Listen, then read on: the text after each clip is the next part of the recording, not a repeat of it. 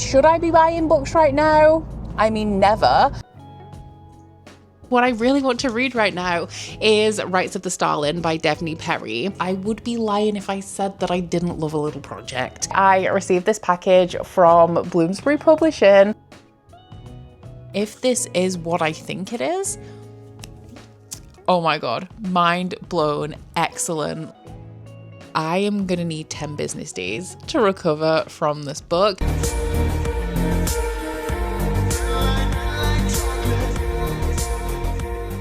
Good morning, it is record store day, so you know what that means. It is 6:15 a.m. and we are on our way to our local-ish record store. This isn't the closest record store to us, but it's the one that we always go to for record store day, which, if you guys don't know, is a day that is designed to make you go to your local record store to buy things instead of like ordering online.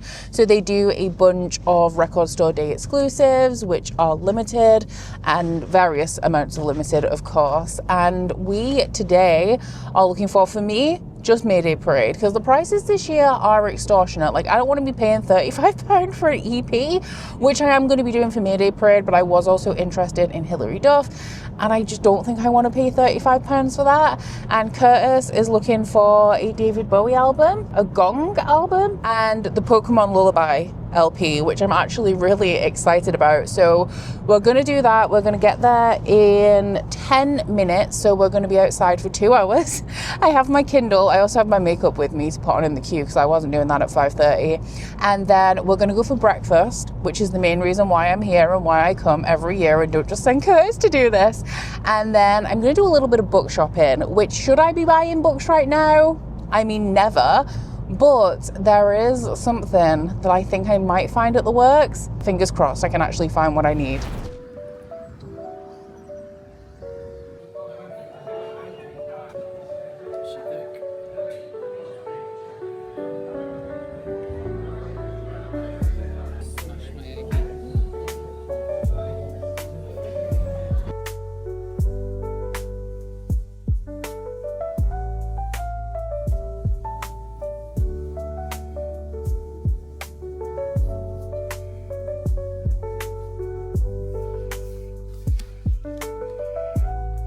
Surprised this wasn't a subscription box book.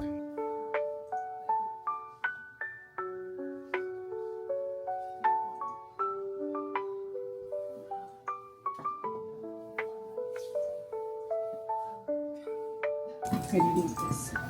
For Catch Your Book Club.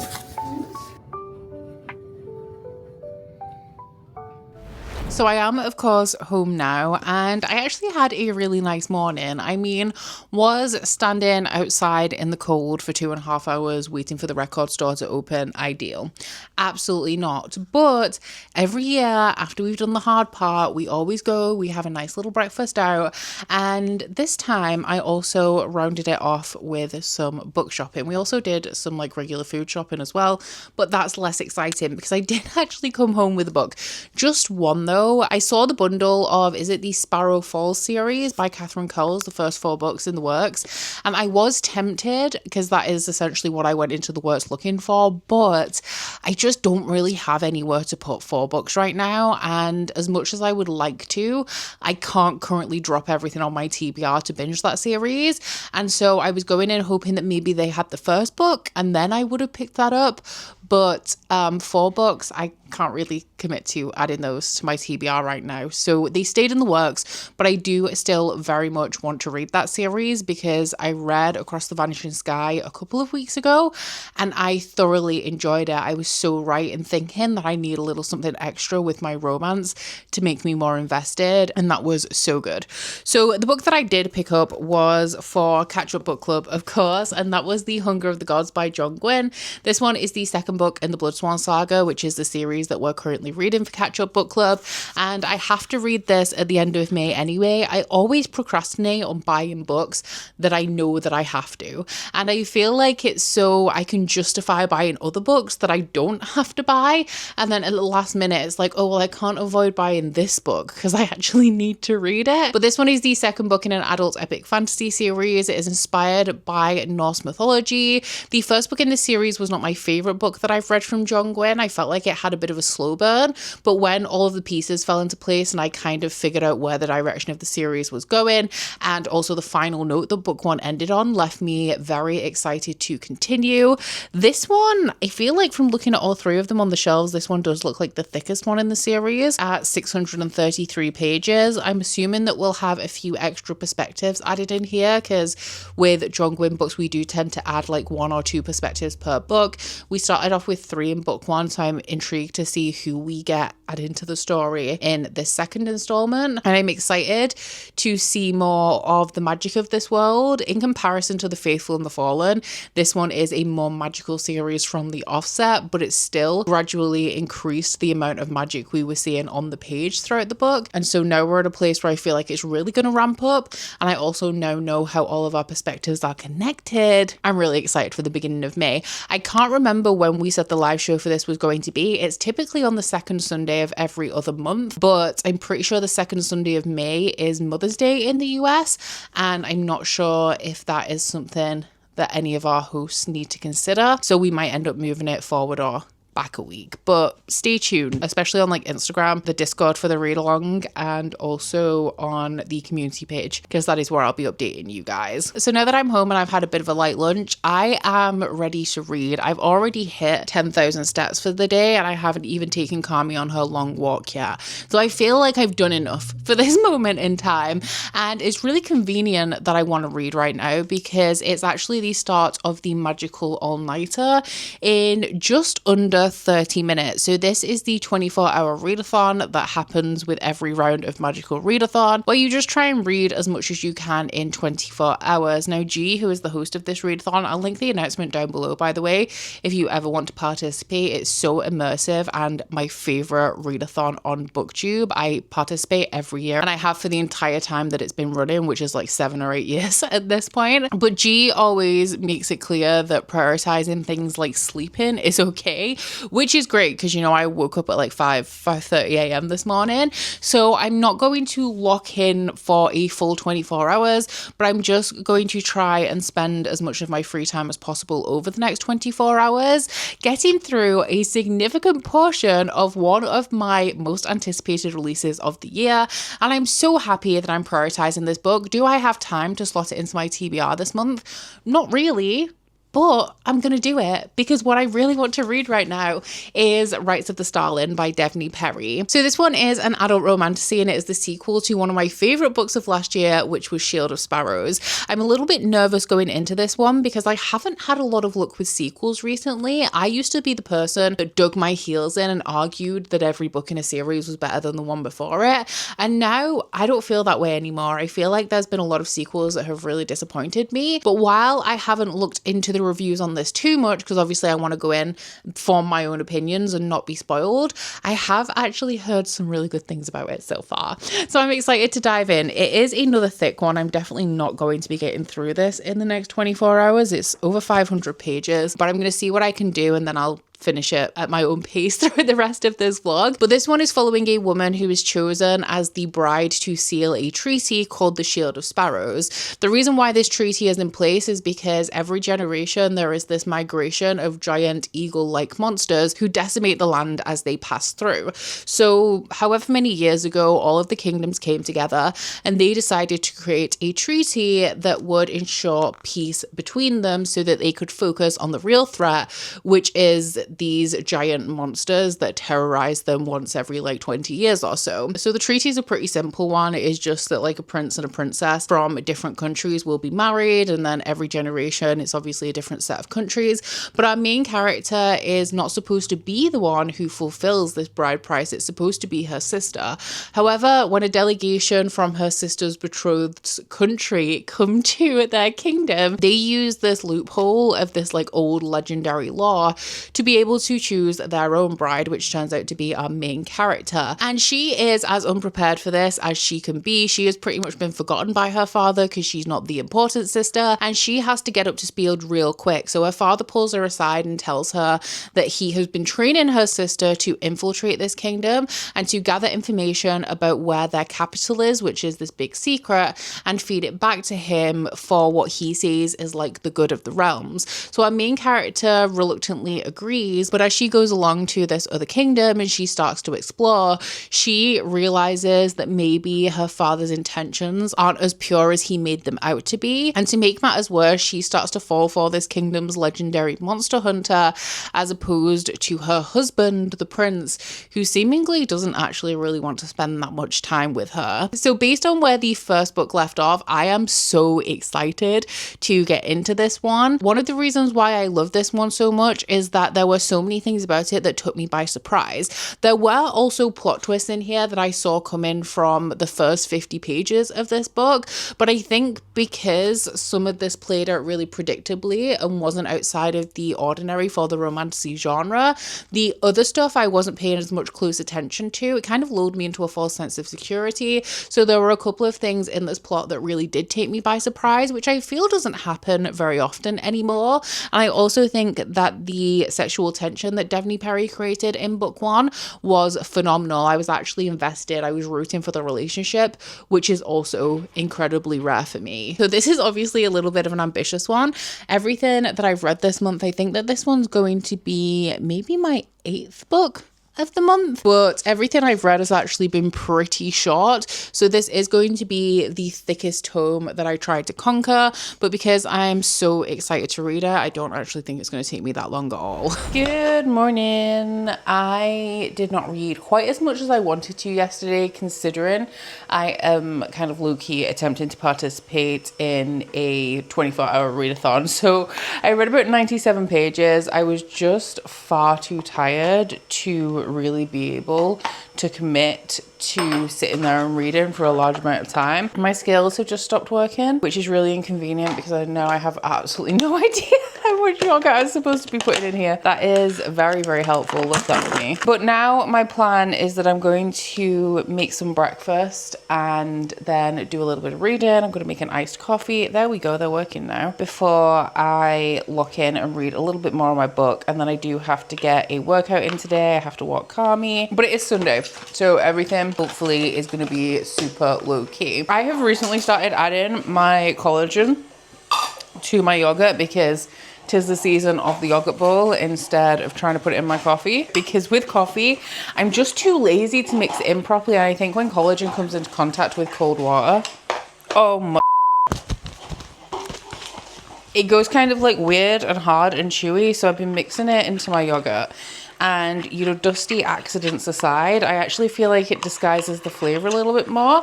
I do have unflavored collagen from Elevate. I actually am an affiliate for this brand, so I have a code if you guys are interested in trying out a new collagen brand. My code is BECCABUMXX, and that will get you 15% off your order. It is an unflavored collagen because I do like to just add it to coffee, but I do feel like I can taste it a little bit, and I'm far too lazy to do the mixing every single time, so sometimes it is a little bit lumpy. The good thing about this collagen, as opposed to other collagen brands that I've tried, is that they actually use a range of different collagen sources. So it has like marine collagen, and it also has bovine collagen, which means that it has benefits for like your skin, your hair, and your joints, as opposed to like just one or the other, which is good because I am targeting all of those areas: my skin and my hair for my vanity, and my joints for my health. Which, speaking of, actually I do have a little bit of a sore knee at the minute, which isn't ideal. But whenever the sun starts to shine, I get obsessed with yogurt bowls, and for my yogurt bowls I just have Greek yogurt, my scoop of collagen, a handful of berries. At the minute I'm really into blueberries, and then a teaspoon of honey, and there she is. So I'm gonna go eat this, and I'm gonna make myself a nice iced coffee and get some more pages in.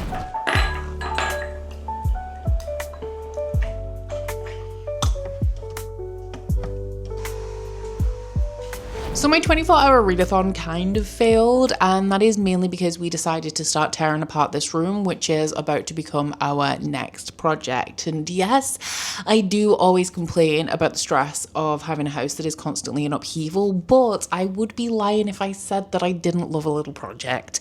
And I am hoping that this is going to be a little project, but I do have an old Victorian house, so nothing ever goes quite smoothly, but we're hoping to DIY this entire thing. It's going to be a learning curve, but also hopefully not a massive undertaking. So yeah, send me all the good vibes, because renovation stress is not the good stress. It's not fun. I don't enjoy it. But I did manage to get through actually quite a chunk of Shield of Sparrows, so the 24 hours was not a complete write-off. I have read a chapter this morning as well, and I'm 180 pages into this one. The readability of this series so far is insane, considering I'm somebody who loves a really intricate, descriptive, flowery, interesting writing style. This is not anything out of the ordinary in terms of the writing. It's not something that I would point out and say, like, if you love a specific kind of writing, then this is the series that you should pick up. But I find it so easy to get sucked into, and I do not know what it is about this series that does that, because where I am right now in the story, and obviously I can't tell you too much about it because it's a sequel, and I won't tell you too much about it because I don't want to spoil it for anyone. It has quite a slow start at the beginning, and the first book felt the same. So when I was reading Shield of Sparrows, I was kind of really getting engrossed in it without realizing that I was. Not a lot was happening. It was a very slow build. Nothing in the introduction to the book was so interesting that I had to keep turning pages to find out what was going on. But at the same time, I had no issue picking up this book for like an hour and sinking into it. And I feel exactly the same about this one. We have introduced a new perspective, which if you've read Shield of Sparrows, it kind of directly follows on from a big piece of information that we receive right at the end of Shield of Sparrows. So for the purpose of this vlog, I can't really tell you anything about this new perspective that we get, but it is a dominant perspective, and we are alternating between Odessa, who is our main character from book one, and this newer perspective. And then we do also have just one perspective so far of the Guardian as well, which I can't remember if we got his perspective at all in book one. I thought that was going to be a little bit more prominent in here, but so far it is alternating between these two female perspectives. So we're learning about this whole new aspect of the story from the perspective of this new character that we've had introduced. And while I am so happy that we are expanding the narrative in this one, the part of me that loved book one wants more of book one. So in terms of like my attachment to the actual storyline right now, I'm not overly interested. That's a lie. Like, I am interested in the new perspective, but I kind of want to voraciously eat up more of what we had in book one. And alternating between the two perspectives does obviously take you out of that a little bit, because I'm switching between like continuing a storyline I'm familiar with and learning about all of this new stuff. So in terms of like how I'm enjoying the story, I'm definitely enjoying it, but it's not like, oh my god, this is like the best thing I've ever read at this particular moment. But something about Devney Perry's writing style just keeps sucking me into this book, and when I picked it up, I can't put it down. So my issue that I'm having right now is that I do tend to read in fits and starts. Like, I'll read 2 chapters in the morning, a chapter at lunch, maybe 1 after dinner before I work out, and I'm wanting to sit down and dedicate some time to this, and I can't because I have other stuff to do. So then I'm finding that I don't want to pick it up at all, because when I do pick it up, I want to be like so into it that I don't have to put it down, which is a great feeling to have. It is so rare these days for a book to grip me like this, where I just want to keep coming back to it and reading like massive sections. Sometimes reading can feel like a chore, you know, like I do this constantly and I do still definitely enjoy it, but sometimes it's something that I have to force myself to sit down and do. And when I do force myself to sit down and then pick the book up, most of the time it's fine and I have no issues, but getting that motivation to actually get into it can be a bit of a struggle. So it's always so great to have a book where it's kind of like poking at the back of my mind, like, you should read me, do you want to read some more? So that's where I'm currently at with this one. Really interested to see where we're going, because our main character as well, the one that we're familiar with from Shield of Sparrows, is on a different trajectory right now. So there's a lot of new stuff appearing in her perspective as well. And one of the reasons why I do want to read this in bigger chunks instead of picking it up and reading a chapter here and there is because I want to really focus on all of this new information that we're getting. So throughout the second, or like the last 2/3, the next 3/4 of this book, I kind of just want a little bit of what we had in book 1 reappearing in book 2, but saying that something that I do really love about a sequel is where it takes the foundations that it built in book 1 and it expands the world and expands the storyline. And I feel like that is the angle that Devney Perry is going for in here. And I'll say it again, I said it when I read Shield of Sparrows, I am impressed by how good this is as a romantasy, specifically because of how I've struggled with romantasy in recent years from established romantasy authors. Like, I am so impressed that a romance author, Devney Perry typically writes small town romances, some of them are romantic suspense. So Devney Perry writing one of the best romantasy series that I've read in a while is honestly so impressive to me.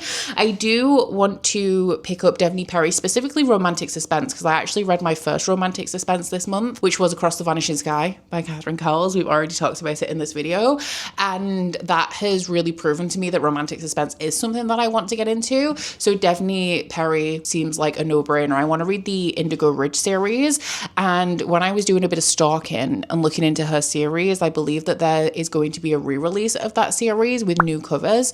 I think it's just the US editions, or I only know for sure that it is the US editions released this summer, so I'm definitely going to keep my eye out for those. But I do also know that there's often Devney Perry romance books on the Kindle 99p deals, so I'm also going to look out for them there as well, because with romance, most of the time you can buy the bundle of the entire series quite affordably. I don't know why the Catherine Cowles series I'm trying to get is so expensive in comparison to what I typically see romance box sets sold at, but I obviously also don't want to commit to a full series when I don't know if I'm going to love it, especially with romance, because I find it takes me so long to cycle around to a series when it is a series of interconnected standalones as opposed to an actual series with a plot line that continues through the books. Kind of don't really have the shelf space to commit to that right now. In the post today, I received this package from Bloomsbury Publishing, which has a couple of really exciting things in it. One of which is actually on my Our Fantasy Bingo TBR, which I'm pretty sure has just gone up on my channel if you guys want to check it out. But that one in question is The Princess Bride by William Goldman. I am so excited about this because, like everybody else in the world,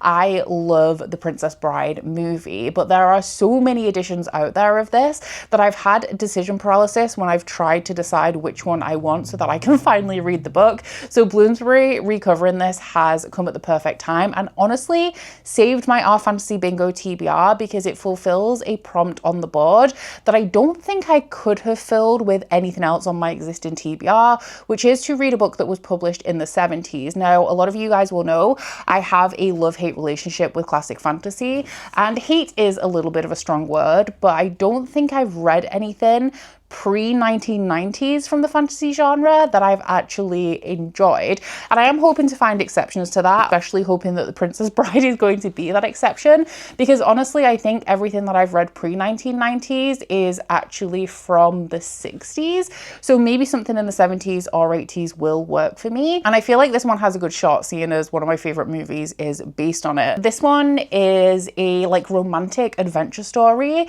This is all, everything I tell you now is going to be based on the movie, by the way, because I don't know how much the book actually differs, but it is essentially a romantic adventure story following Wesley and Buttercup, and they are madly in love. However, Wesley does not think he is good enough for Buttercup, so he leaves to make his fortune and make a name for himself, and Buttercup actually hears that on his journey he has died, and so she vows that she will never ever love anybody ever again. However, she is an incredibly beautiful woman, and she captures the attention of this nefarious prince who is determined to make her his bride. So he essentially captures her and takes her off to be married, and Wesley returns home, finds out that this has happened to his beloved, and sets off on an adventure to capture her. The movie in itself has a particular kind of charm, and I don't know how much of that is directorial style versus from the source material, but I feel like this has a good shot of being a classic fantasy that I actually enjoy, given that the story itself I find quite charming. So thank you so much to Bloomsbury for sending this this one my way because I have been meaning to add it to my collection for quite some time. And then the other book that Bloomsbury have sent me is an ARC for August. It is a sequel to a book that I own, and I previously was not sure when I received this book. It was a Fairy Loot book. I didn't know if I was going to love it because of certain elements which we'll of course talk about, but I went to an event for Bloomsbury Archer, which is their fantasy imprint, and the way that people were talking about it, I actually feel like I'm going to really love this one. But the ARC is, oh my god, this is gorgeous. It is To Dance with Death by Brittany Arena, which is the sequel to A Dance of Lies. So this one is, I'm pretty sure, a romantasy series. Everything I've heard about it leads me to believe that it is romantasy, and it's following a young woman who was a royal dancer until the king framed her for murder. So she's been in the dungeons for 2 years, and she is released when the king offers to release her, providing that she spies for him during this upcoming royal gathering. Now, I'm pretty sure that this heavily focuses on dance, which is why I wasn't too sure if I would love it, because that is not a particular area that I have any kind of special interest in. But when I was at that Bloomsbury event, I was talking to somebody else who was just there who'd read it and loved it, and said that it has this wonderful, like, slow burn romance that's full of longing and full of yearning, and I am always down for a good old yearn. So that bumped that book massively up my TBR, and now that I have the sequel, which is released in August, you can bet that I'm definitely going to be prioritizing it. And this is, of course, a gorgeous ARC copy. I mean, look at the foiling on that. It's so pretty. The release date on this one is the 13th of August, so I'll be hoping to read them both like pretty much back to back in summer to really immerse myself in this one. I am so hoping that I love this based on that one singular review that I heard that really sold me on it. So thank you so much to Bloomsbury for sending these to my way, and if you guys are interested in my thoughts of either of these, then they should both be coming up relatively soon in the next few months.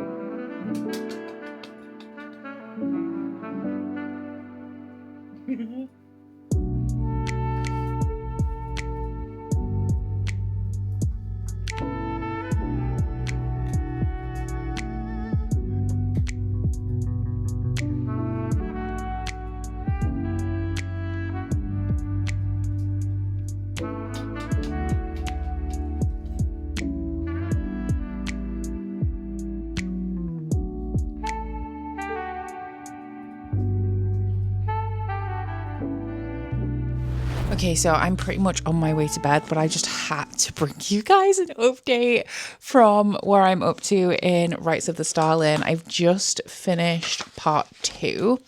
So I'm 373 pages in. I have less than 200 pages to go, and I fear I am about to become locked in because I have had a theory. Thus far, this book has been lacking plot twists. It has been very slow going in terms of the actual narrative. I mean, there's been quite a few points of action coming up, but I feel like in book 1, we just kept uncovering plot point after plot point when we got to a certain point in the book.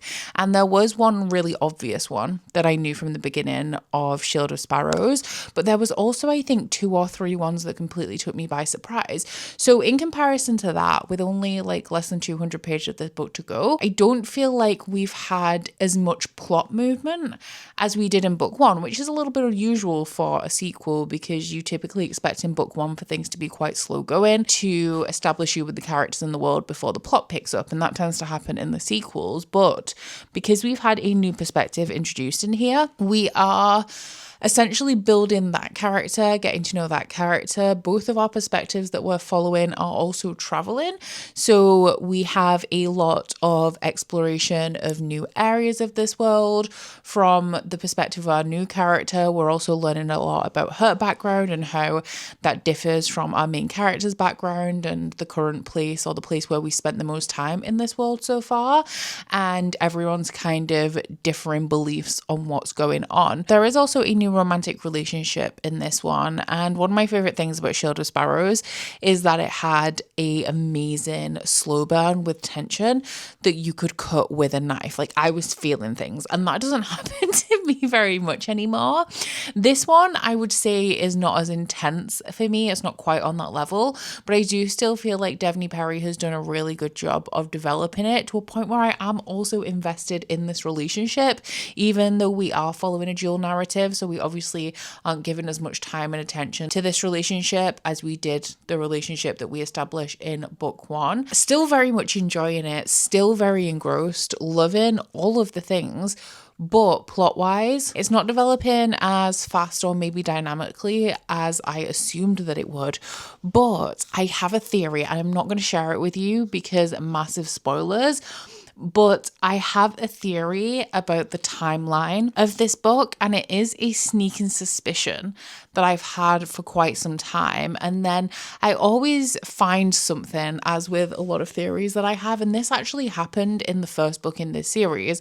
I had a theory about a particular plot point, but I kept finding reasons why I couldn't be right. So then when it came to the thing actually being revealed and I was right, I was still shocked because I felt like there were so many things that kind of contradicted me, but it then kind of like made perfect sense in hindsight. So I'm waiting for the penny to drop in that regard. And if this is what I think it is, oh my God, mind blown, excellent. Like, the level of investment, the duality of like character, the perspective that we gain on some of the people in this world, and the information that we've gathered along the way.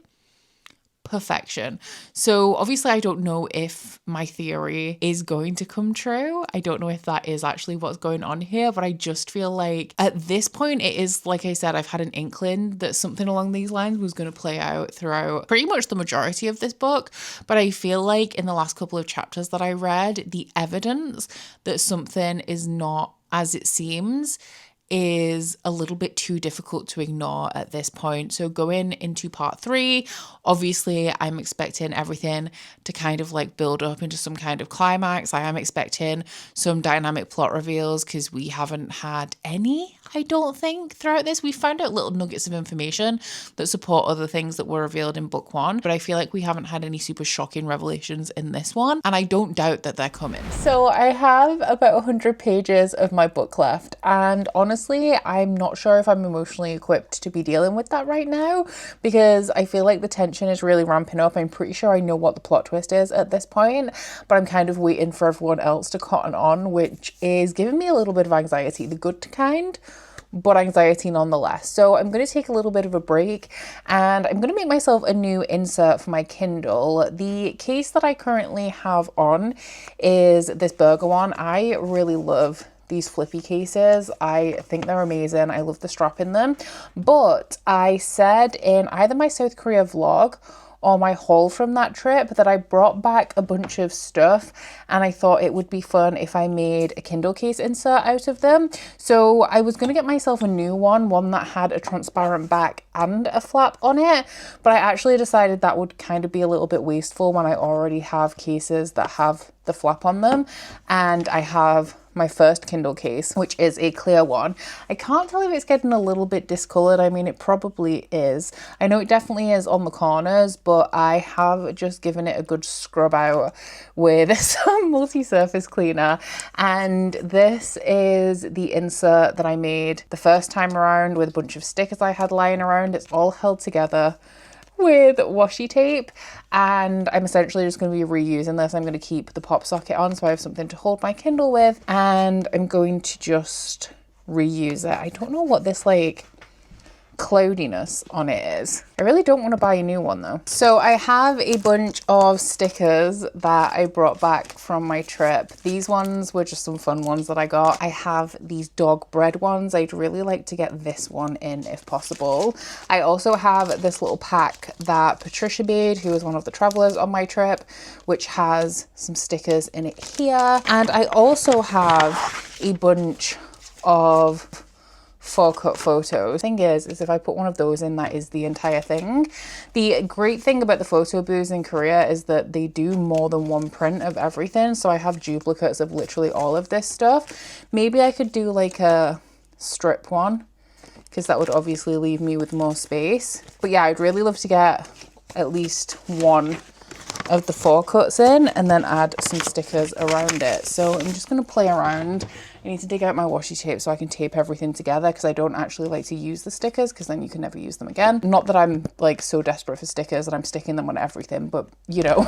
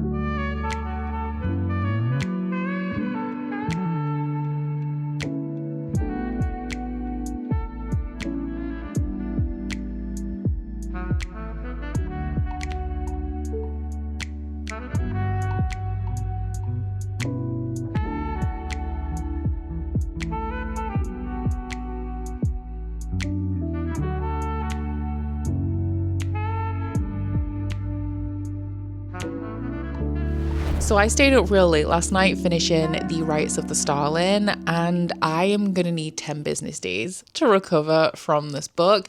This packed an emotional punch that I honestly did not see coming. Daphne Perry managed to take this in exactly the direction that I thought it was going based on our last update, but still somehow managed to surprise me.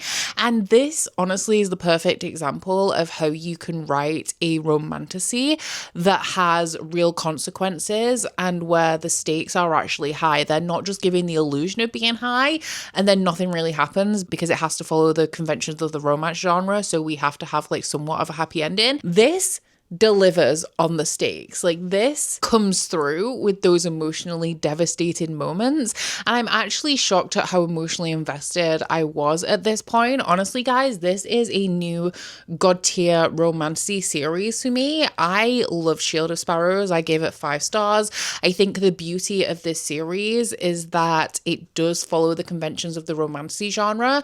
We have a lot of very popular, very common tropes of the romancy genre within here. There's like a little bit of a hate to love. We're following a princess who ends up in an arranged marriage. It starts off very much like The Bridge Kingdom by Danielle L. Jensen, where she's been sent to infiltrate this kingdom, but she realizes that the person that she's been sent to marry maybe isn't the monster that she's been led to believe, or at least isn't working against her family.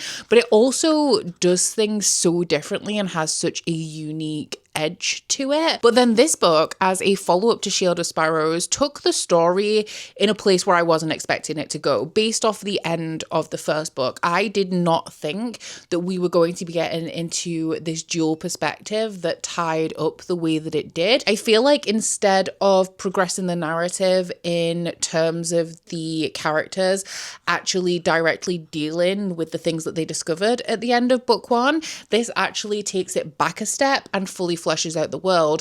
And I think the reason why this series is so interesting and so full of surprises is because Daphne Perry leads you to believe this is like every other romantasy series that you've read before, but there's actually so much more depth to the world when you realize that everything that we've been told, everything that we've assumed about the world is not necessarily fact. And I feel like something that's really working for me at the minute is when authors use my own preconceptions against me me, because I feel like a lot of books in general, especially when we're talking about contemporary fiction, so outside of fantasy, they rely on what you already know about the world around you to fill in the gaps for you. Like, as a really basic example, if you're reading a literary fiction and the main character goes to high school, the author is not going to explain to you what high school is. They're assuming that you already know that. And I feel like a lot of, especially modern romantasy, doesn't dig into the details of concepts that are really common across the genre, because they assume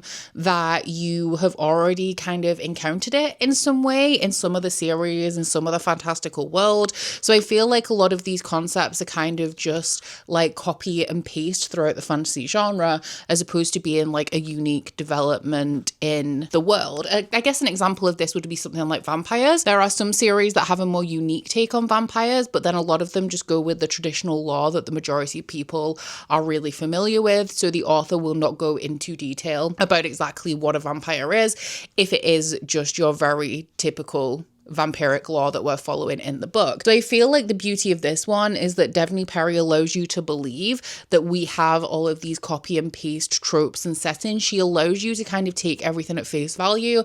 And the further you get into this series, the more that it digs into the depth of the world. And actually, everything that you assumed about this world, everything that the characters assumed about this world as well, is not necessarily true, because this also has that kind of concept that the Stormlight Archives has, where you're following a set of unreliable narrators in the fact that they don't know that the information that they're relaying to you is false. They've lived in this world their entire lives, and they take everything at face value because everything that they've perceived with their own eyes fits into everything that they've heard and they know about their surroundings. So why would they ever question that?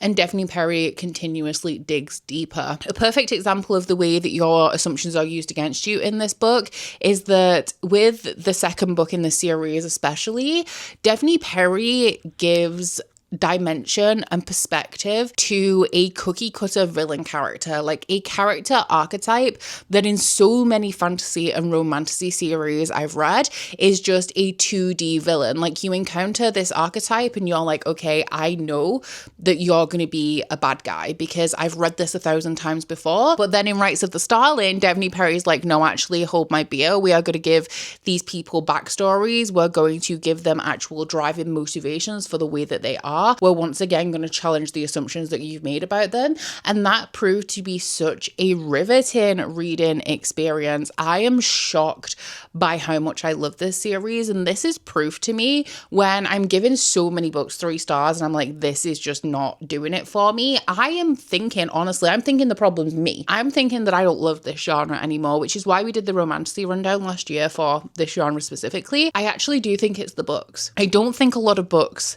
that have been published in recent years are very good, if I'm being honest. And this is a realization that I am coming to quite slowly, but is something that I do feel like has a lot of evidence to support it the more that I read. And this is honestly a standout. If you guys value my recommendations at all and you have not picked up Shield of Sparrows, do that. Do that immediately and then go straight into this book. I would say that this one does definitely take the story in an unexpected direction, definitely very different from what I thought that this book was going to be, but in a way that just makes this world and this story so much more rich. It also really heightened the stakes in general for me and gave me so much more of a better understanding of what we're going to be dealing with here. Now, I did assume that this was a trilogy.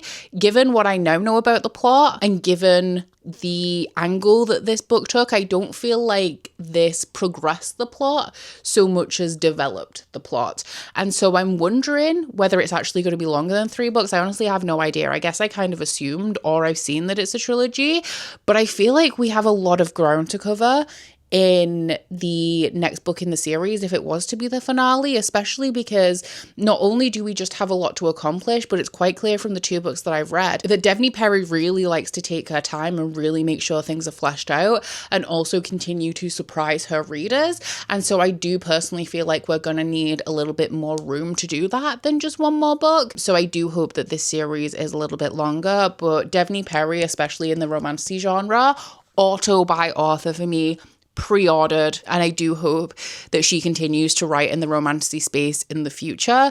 And I also will be picking up some of her contemporary romance as well. And I gave that book 5 stars, in case you couldn't tell. My best book of the year so far, I think. So that pretty much wraps us up for this vlog. I do hope that you have enjoyed this one. I've had an amazing time. I am really loving using the excuse of these ultimate book videos to read something that I want to, solely kind of because I want to. Like, it's kind of on my radar, it's kind of on my TBR, but it's not right at the top of my TBR, and it feels like a little rebellion to deviate from the book that I should read immediately to read something that's a little bit less important, but I'm a little bit more enthusiastic to read. So do let me know if you've been enjoying these ones, and if you have and you haven't seen my regular weekly vlogs, they are a little bit similar to this, with a little bit more lifestyle, life content, random tangents, and some of the B-rolls just included for vibes. The next vlog coming up on my channel is going to be one of those weekly vlogs. I am hoping to really lock into my TBR though. I would love it if over the next week I could knock 3 books off my TBR, because I am feeling a little bit behind. So do stay tuned for that if you are at all interested. But aside from that, guys, I do hope you've enjoyed this one as much as I've enjoyed reading Rites of the Starling. If you have, please don't forget to like if you liked it and subscribe if you wanna, and I'll see you guys next week. Bye! Oh, you bite your friend like chocolate. You say you'll go where nobody knows, with guns hidden under our petticoats. We're never gonna quit it, no, we're never gonna quit it, no.